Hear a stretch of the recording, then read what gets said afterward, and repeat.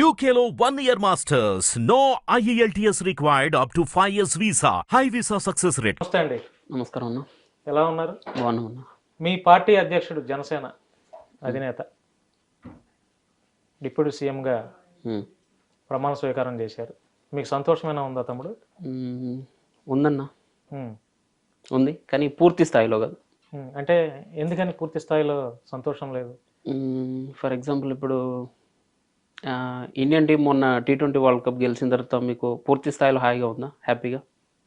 లేదు. ఎందుకంటే 2023 world cup ఓడిపోయిన ఉన్న బాధ ఉంది. సేమ్ యాజ్ ఇట్ ఈజ్ మాకు సీఎంగా చూడాలనుకున్నాం, డిప్యూటీ సీఎంగా చూసామని కొంచెం. అంటే ముఖ్యమంత్రి అయితేనే బాగుండు అంటారు. పూర్తి స్థాయిలో ఆనందంగా ఉంటుంది మాకు. అంటే పవన్ కళ్యాణ్ గారు తీసుకున్నటువంటి నిర్ణయాన్ని తప్పుపడుతున్నారా? తప్పని కాదన్న. ఇప్పుడు జనరల్గా ఒక ఫ్యామిలీ ఉందన్న, ఫ్యామిలీలో పేరెంట్లు కానీ లేకపోతే పెద్దవాళ్ళు కానీ మన నాన్నమ్మ తాతలు కానీ మనవాడు ఒక మంచి పొజిషన్కి వెళ్ళాలి, వాడు బాగుపడాలి, లేకపోతే వాడు ఒక పెద్ద డాక్టరో సైంటిస్టో లేకపోతే ఒక సినిమా యాక్టర్ ఏదో కావాలని కోరికలు కోరుకుంటారు. బట్ అతనికి నచ్చింది అతను అవుతాడు. ఆయన అప్పుడు వీళ్ళు అనుకుంటారు కదన్న, ఇప్పుడు మా పిల్లోడు పెద్ద పొజిషన్కి వెళ్ళాలి, మా పిల్లోడు గొప్ప పొజిషన్కి వెళ్ళాలని చెప్పి కోరుకోవడం తప్పే ఉందన్న. సో మేము కూడా మా కళ్యాణ్ గారు సీఎం అవ్వాలని మేము కోరుకుంటున్నాం. 2029లో అయ్యే అవకాశం ఉందా మరి? ఖచ్చితంగా అవుతారు అనేది మా విశ్వాసం. ఎట్లా అవుతారు? ఇప్పుడే లేనిది అప్పుడు ఎట్లా అవుతారు? ఈసారి మేము త్యాగం చేస్తాం కాబట్టి నెక్స్ట్ టైం వాళ్ళు త్యాగం చేస్తారు అనేది మా ఒపీనియన్. అంటే చంద్రబాబు నాయుడు గారు ఉండగా పవన్ కళ్యాణ్ గారు ముఖ్యమంత్రి అయ్యే అవకాశం ఉందా అసలు? ఖచ్చితంగా.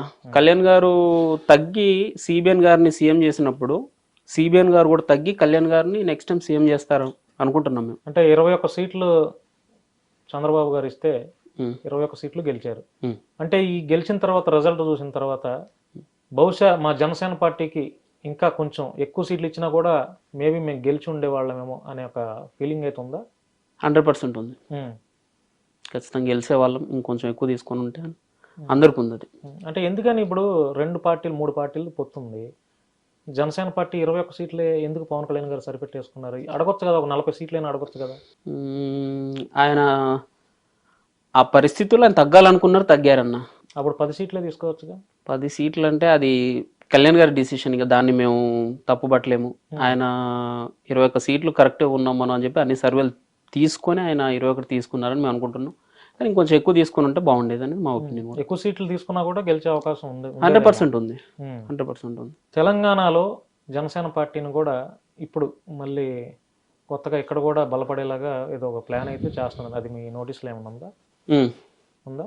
అంటే ఒక జనసేన లేకపోతే తెలుగుదేశం మళ్ళీ ఇక్కడ కూడా పొత్తులతోనైనా చెప్పలేమన్నది ప్రస్తుతం. కాకపోతే మా తెలంగాణ ముందు నుంచి మేము అనుకున్నదల్లా ఒకటి, ఇక్కడ నుంచి ముందు 2 పడవల ప్రయాణం ప్రస్తుతం మంచిది కాదేమో, కాబట్టి ముందు ఆంధ్రప్రదేశ్లో మన అడుగు బలంగా పడిన తర్వాత తెలంగాణలో పూర్తి స్థాయిలో పార్టీని బలోపేతం చేయాలి గ్రౌండ్ లెవెల్ నుంచి అనేది ముందు నుంచి మేము అనుకుంటున్నాం.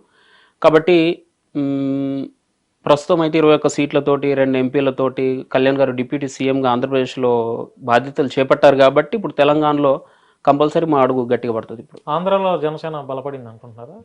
100% పడింది కాబట్టే సిబిఎన్ గారు అంత ఈజీగా సీఎం అయ్యారు. వైసీపీ 11 సీట్లకే భూస్థాపితం అయిపోయింది. అంతా పవన్ కళ్యాణ్ గారి వల్ల సాధ్యమైందా? ఆయన చరిష్మానే అక్కడ పనిచేసింది అనేది మా విశ్వాసం. అంటే చంద్రబాబు నాయుడు గారు వేస్ట్ అనమాట?